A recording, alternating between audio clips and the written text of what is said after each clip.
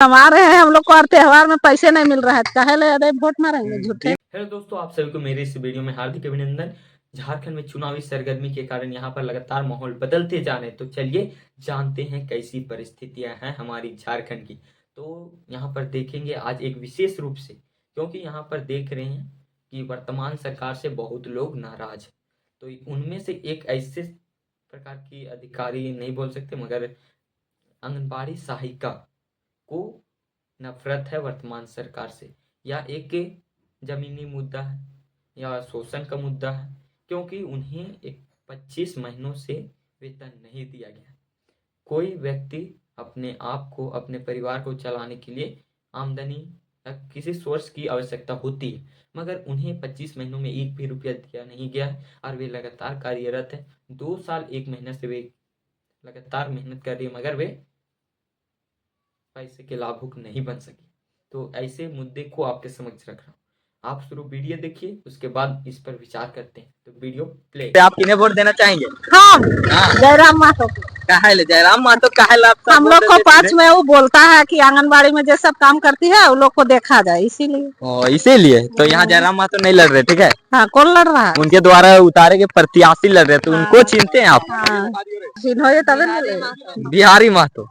हाँ, तो कौन सा छाप है? पता नहीं कौन सा छाप है। तो मिलेगा कैसे मार दीजिएगा? मिलेगा, छाप मिलेगा तभी कैसे नहीं देखेंगे। मिला है? आएगा, कैंची छाप मिलल है? कैंची छाप है। हाँ, हाँ, तो देंगे। 4 नंबर ना 5 नंबर है?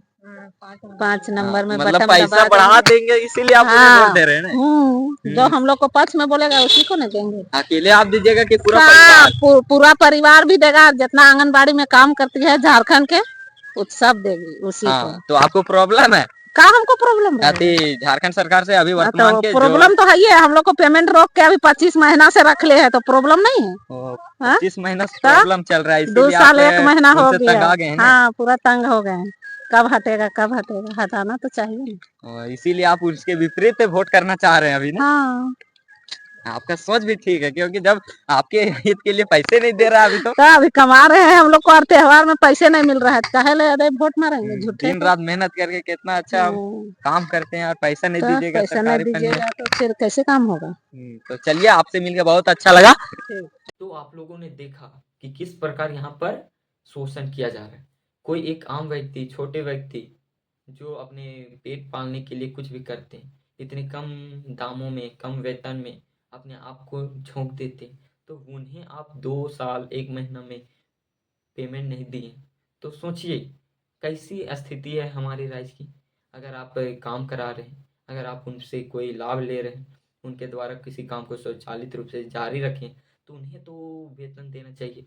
उनके भी परिवार हैं। अगर सीएम के परिवार, कल्पना सोरेन, बसंत सोरेन, कौन है नाम नहीं पता उतना, मगर उन्हें अगर आप 3 लाख नहीं देंगे 2.5 साल, 2 साल 1 महीना, तो सोचिए कितना पैसा जमा होगा। 24 के गुना कर दीजिए 3 से, 24 24 48 या 72, मतलब सोचिए 73-74 लाख रुपया आपको नहीं मिलेगा मात्र 2 साल 1 महीना में। तो आपको कैसा लगेगा?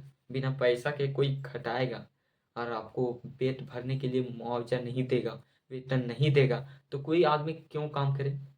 कोई काम करने जाता है अपने परिवार की भरण पोषण करने के लिए, मजबूरी से, कोई शौक से तो कोई काम नहीं करने जाता कि हमें शौक जगाए कि हम लोगों की सेवा करें। सेवा करना अच्छी बात है, मगर वे अपने पेट भरने के लिए नौकरी कर रही, तब भी आप उन्हें वेतन देने का प्रयास नहीं कर रहे, तो आप किन्हें कह रहे हैं कि हमें वोट दीजिए? वोट आप किसी प्रकार में मांगते हैं? आप लज्जा नहीं आती? अगर आप सहायिका, सबकी इतना सहायिका का वेतन कितना होता है? 4-5 हज़ार, उतना भी आप नहीं दे सक रहे। यहाँ पर पारा टीचर भी वैसा ही कर रहे, और मुखिया, इस सब वार्ड सदस्य का वेतन ही कहाँ होता है? तो सोचिए, इन सभी गैर कानूनी काम करने लगे तो आप भी दबाव डालेंगे। थोड़ा सा लापरवाह हो तब भी आप डालेंगे कि आप क्यों नहीं ईमानदारी पूर्वक काम कर रहे हैं। आप उन्हें वेतन दीजिए, तभी तो सुख के साथ काम करेंगे कि हमें सरकार द्वारा सभी प्रकार से सहायता मिल रही, तो हम क्यों ऐसा काम करें? और ऐसा काम करते हैं तब भी, तो अब वे तो पूरा है नहीं। तो सोचिए, एक सहायिका को इतने महीनों से वे अपने घर को कैसे चलाते होंगे?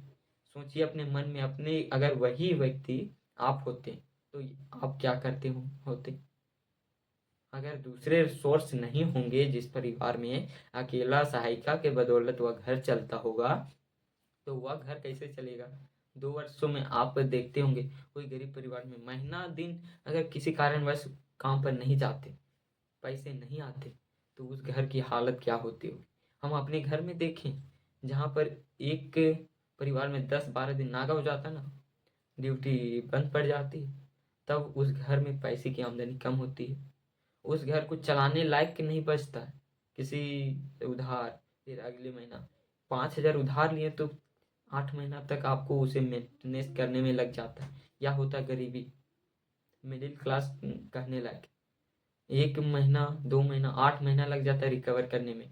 फिर तब किसी बुखार लग गया बीच में थोड़ा सीरियस, तो उसमें चला जाता है। तो ऐसी गतिविधियों को संभाल के सहायिका लोग मेहनत करके अपने आप को झोंक देते हैं सभी परिस्थितियों में कि हम जाके आंगनबाड़ी में सेवा दें, खाना बनाएं, तो बच्चों की सेवा करते हैं। तो उन्हें आप सेवा के बदले कुछ तो देते हो, तभी तो वे आपसे जुड़े हैं। कोई संस्था में जुड़ता है तो पैसों के लिए, तो आप उन्हीं का अधिकार दें, और यही अधिकार को वे मांग रही है। और उन्हीं के चलते वे टाइगर जयराम महतो की पार्टी JFKM में शामिल होना चाहती है, वोट करना चाहती है जयराम महतो को। और उन्हें पता नहीं है कि हमारे मांडू विधानसभा से या उनके क्षेत्र से कौन खड़ा है, मगर कह रही है कि हम जयराम महतो को देंगे। उनके चुनाव चिन्ह नहीं है, मगर जयराम महतो को चिन्हते। तो सोचिए क्या है विचारधारा टाइगर जयराम महतो की।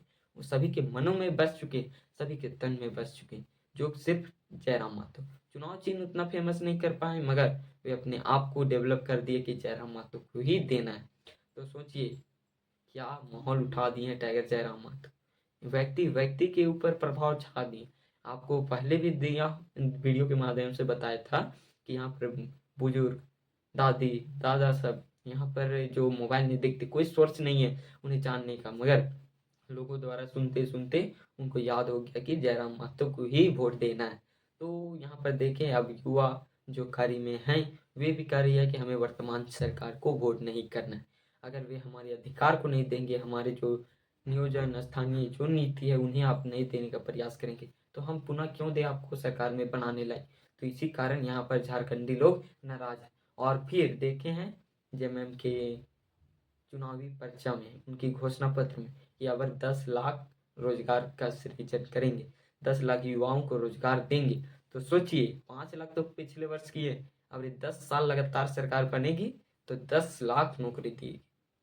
तो पिछले वाला तो कर नहीं पाई, 10,000 20,000 दे दी होगी, बहुत दे दी होगी, मगर इस बार करिए अब 10 लाख दे, तो भरोसा करने लायक है। आप ही कमेंट में बताइएगा, और अगर आपको सही इंफॉर्मेशनल लगा होगा तो प्लीज़ इसे सपोर्ट करके अन्य लोगों तक भेजें, ताकि वे भी जान सके कि वर्तमान सरकार कैसी गतिविधियां अपना रही है। तो चलिए आपके मिलते हैं अगले वीडियो में, और उसी के साथ मेरे वीडियो को और चैनल को सब्सक्राइब कर ले, लाइक कर ले, ताकि इसी प्रकार की नॉलेजफुल वीडियो आप तक देखने को मिलेंगे। तो please subscribe me, please support me. तो आप सभी को झारखंडी जोहार, जय हिंद, जय भारत।